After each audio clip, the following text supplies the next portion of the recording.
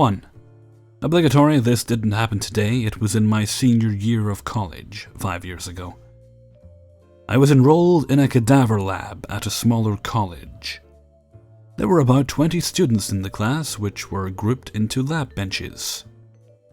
There was one cadaver which was shared by all the students. Each group would choose a region of the body to dissect and share their progress with the class at the end of each week. Our group decided on the inguinal region. To this day, I am still uncomfortable with any sort of public speaking, but leaps and bounds more comfortable than I was at the time. The thought of presenting to even 20 peers gave me such anxiety, I considered dropping the class. A month or so into the semester, all of my group members had presented and my turn was up. If speaking in front of a group wasn't already difficult enough for me, that week our professor told us we had to dissect the genitalia, male, because our region housed a lot of anatomical features of interest. As an introverted 20-something-year-old female, this made me incredibly distressed. My presentation day, we had successfully extracted a testicle from the scrotal sac, which is still attached physically to the body via the spermatic cord. In order to present to the class, we had to stand in front of the room, over the gurney, where the cadaver was, and explain the various anatomical parts. As I'm doing this, my voice is shaky. I'm saying, every third word. I'm getting tunnel vision. My face is beet red because I blush easily. I'm fidgeting awkwardly, and near tears with nerves trying to explain what our group worked on all week. My peers probably couldn't focus on the material being presented, because I was doing such a bad job at it. What feels like an eternity into the pathetic display, I start to notice everyone in the class is somewhat grinning or snickering, some whispering to their closest benchmate. I'm thinking to myself, I know it's genitalia, but what could possibly be so funny about anything I'm saying? Then it hits me. Oh Lord, what is in my hands that I'm awkwardly tossing back and forth from hand to hand? Please no. I look down and I'm juggling this poor deceased man's testicle like it's a kendama, tethered to him via his spermatic cord. Oh, the horror. And what do I do then? I scream. I drop the ball and run out of the classroom in a manic fit as everyone is roaring with hysteria. I could still hear them from the hallway, even after the door closed. 2. So this story happened like 2 weeks ago for me writing this. It all started when a good buddy of mine randomly invited me for a midweek beer. I love spontaneous beer evenings. Just the two of us headed to one of our favorite pubs at like 8 p.m. for some happy hour Guinness on the bar. Happy hour means 1+1 on 700ml glasses. So, as we were talking about life, love, women, and why we're all here, a Russian couple sat a few stools next to us, near the end of the first glass. The husband asked us if we spoke Russian. We said yeah, and he began cracking jokes with us. It was kind of a drag because my Russian isn't that good. While I do understand it, it's hard for me to think in Russian, so I'm not as charming and funny. The husband then asked us random questions like, where are we from, Russia? While his wife was more focused on trying to understand why I grow out my beard. At this point, almost near the end of the second glass, I called a piss break. Once I was done, I came out of the stall and saw my buddy in the bathroom as well. Dude, I think they're hitting on us, he said. Yeah, I got the same vibe, but like, we're both guys. A foursome? With 3 guys? I said, so what do we do? Do we get the fuck out or do we like, go with the flow? Fuck it, I'm in, it's super weird, but like, when else is something this weird gonna happen again? So we go back out. This time the atmosphere was a lot more clear. I was between the wife and the husband, who was the main talker. Started talking about how it's like 2016 and people shouldn't be judged. Then he asked us if we're a gay couple, to which we were like, nah, we're just good buddies. Occasionally we asked some questions as not to seem rude, and to try and hide how much of a mindfuck we're experiencing right now. They were both 40-ish. Oh yeah, we were both 27. They had 2 daughters. The older one was 13. But that doesn't fucking matter, cause at the same time, his wife was playing with my beard saying, "It's such a shame. You have such kind eyes. Why do you need to grow such a beard?" 4th glass of Guinness and piss break number 2, I was freaking out. I asked myself, do I really want to have group sex with a bunch of older Russians? Not really. It's not something I want. But I did value this story a lot more than my self-esteem. So I decided that I'm not going to decline. Whatever happens, happens. Again, when I came out, I met my buddy in the bathroom. This time, he told me he's backing down. He had a chick he was banging and that he'd rather go see her. I understood. Oh boy, did I wish I had such an excuse.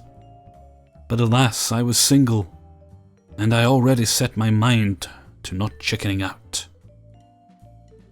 Back to the battlefront. This time I saw from the other side of the wife. At some point, the husband sat near me and massaged my arm and leg. Shit was already too weird, so I just went with it. After that, he went to my buddy and talked to him. I got left with the wife. She asked me a bunch of questions like, have I ever done something like that before? How sexually active was I? And again, why do I not grow my beard? I tried answering her questions, but it was clear that I was kinda puzzled as to what to do. She started gazing into my eyes. I'm sure she thought it was sexy. But all I could think was, oh shit, oh shit. She's trying to be sexy. What the fuck is happening this evening? And she, well, kissed me. Now, do you know those sitcom moments where the guy exclaims, "She kissed me, I did not kiss back"? Well, yeah, I totally get them now. I was frozen in horror, looking at her husband over her shoulder, chatting with my buddy. At this point, my friend finished his beer and called it quits. He asked me again if I'm sure about this. I replied with, I guess? At this point, we all paid our tab. My friend disappeared the moment his card came back, and I was left with the couple. We headed out of the pub. I was talking to the hubby as to how we'd do this and where to now. Mind you, it's not even 10 PM yet. Luckily for me, his wife got too drunk. That's what happens when you drink 700ml 8% ales during a 1-for-1 happy hour. Although she did spill some. She sat on a step near the pub and was clearly not in the mood anymore. I suspect she was more into my buddy, but meh. After a short conversation, the hubby came to me sounding a bit disappointed. He asked me, "Say, do you have a woman involved?" To which I replied in a shrieking and relieved voice, "Yep, I do." And he just said, "Oh well, too bad. Another time, maybe." I said sure and got the hell out of there. Another time my ass. We didn't exchange any contact info, and I'm still wary about going to that pub. In the end, nothing happened. Well, I can't say nothing. I was groped a bit by a dude and kissed by his wife. But I'm still a 3-way virgin. When I retold this story, many people wanted to know how did they look. The thing is, they weren't good looking, nor bad looking. He was a short Russian dad guy, and she was a thin Russian mom gal. Like, if I had to give her a score, she's a solid 5, 6 if I were into older women, 7 if we're talking about 3-way standards, just your average looking 40-year-old couple. And that's the story of how I nearly got a super weird sexual experience which fell through in the last moment. 3. I've been a bit hesitant to share my fuck-ups, but thought someone might get a good laugh. I have many, but I'll start with my most embarrassing moment. I'm a lesbian, and at 19 I loved all women. All shapes and sizes. Oh boy. I just wanted it all. It was at a friend's party when I saw this very beautiful and very voluptuous woman. She was sitting alone and sipping on what I think was Coke and vodka. So I walked over to her, my friends looking and giggling, wondering what the fuck I thought I was doing. And I said, "Hey, what's a beauty like you doing alone?" I know. Stupid. But it worked. She turned around and we spoke a bit. Now, for a bit more understanding before we get to the FU, I am a 4'11" at the time petite woman. She was a 5'7" to 5'8", very voluptuous woman. Let us skip to her asking if I'd like some tea, and me almost yelling out, "Yes!" but instead casually say, "Yeah, that sounds cool." We drink the tea and end up making out in her room. We did it all, and I mean all. But then she decided that, and I don't know how else to say this, but she decided to ride my face. Now, it was fine at first. Great, I'd say. But she forgot how big she was and how small I was. Without notice, she dropped her entire beautiful self on me. It wasn't until 10 or 15 seconds later that it dawned on me that I couldn't breathe. I began thrashing, which made her move herself more. I started slapping her butt, which made her drop more if that's possible. I punched and pinched and scratched to no avail. I was dying under that beautiful woman, and she was having the time of her life, I think. I literally saw the last 19 years of my life flash in front of my face. Not too bad. Suddenly, she lifted herself just enough for me to wiggle free of her sex torture. As I wiggled and pushed out, she fell sideways and knocked herself out with her nightstand. I got up on my feet, checked up on her, an ambulance was called, and I had to explain how this naked chick ended up knocked out on the floor. I still love all women, but I stray from the voluptuous ones, for they are deadly. 4. This summer I had to go to the dentist. I am one of those people that always have to pee, and normally I go directly for the bathroom at my dentist place as soon as I get there. The customer bathroom is very small, and this day the sink was being replaced as I walked in, so I couldn't use it. The woman at the front desk walked me to the dentist's personal bathroom to let me use that. I opened the door into a small hallway. A few steps down, the bathroom was to the left.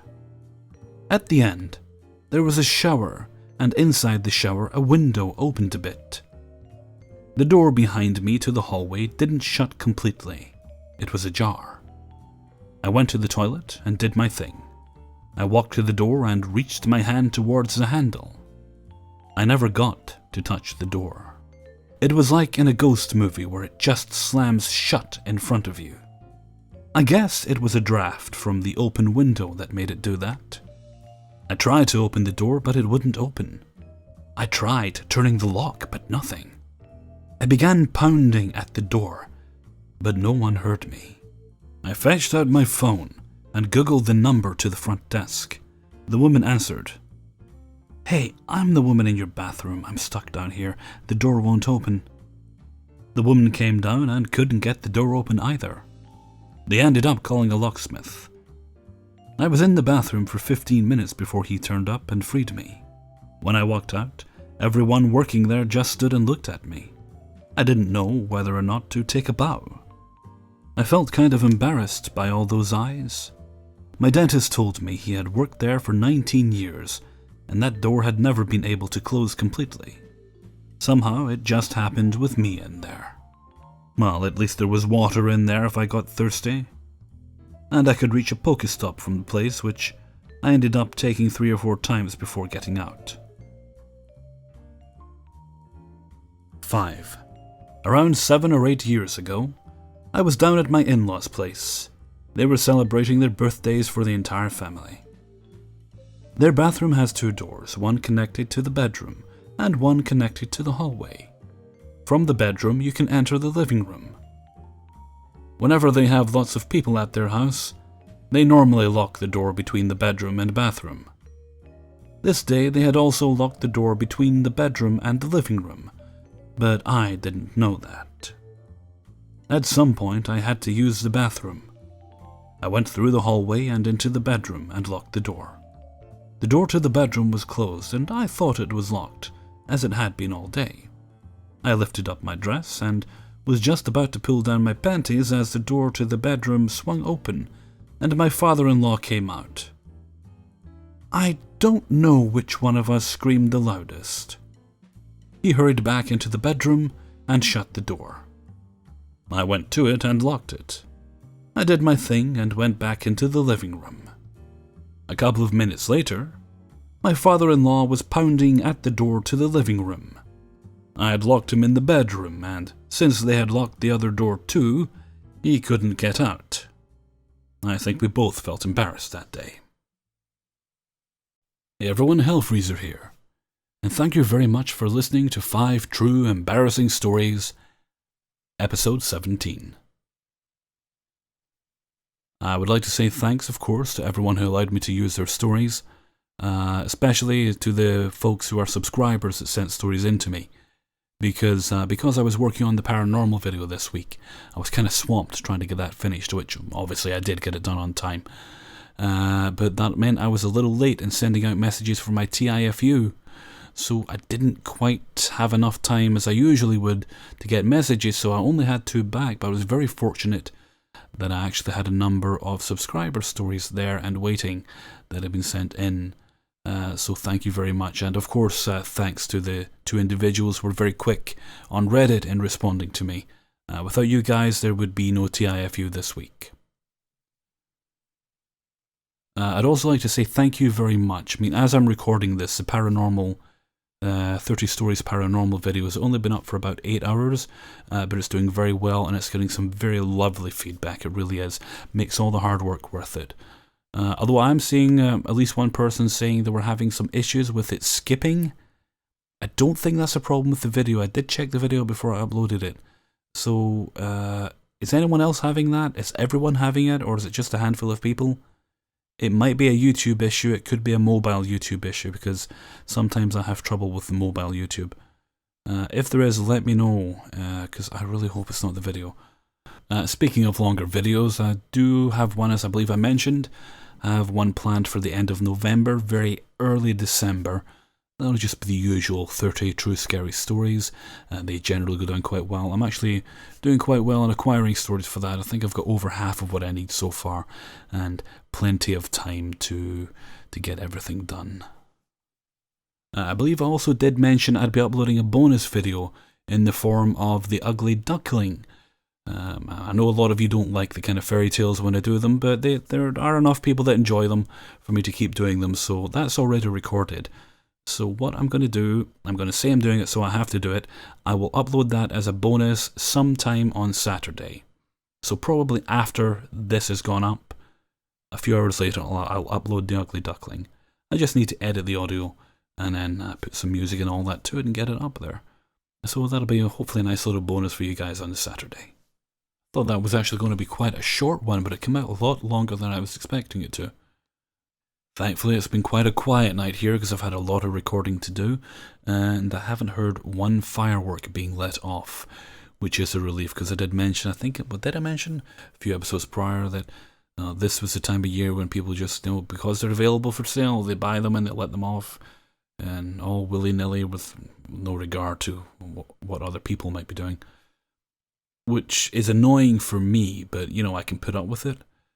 But it's terrible for people with dogs and things like that. For my sister's dog, for example, the poor little fella's, he's in a hell of a state because of it. He's always constantly on edge. Couple that with the fact that there's a lot of work going on around, like replacing roofs on the houses, because I guess they're just in the mood to do it. That the little fella's on edge constantly. I could see how agitated he was today, which kind of broke my heart a little bit. Well, I won't go on forever, I suppose.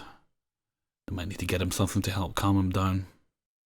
Anyway, I'm going to head off for now, so until next time, thank you very much for listening, and take very good care of yourselves.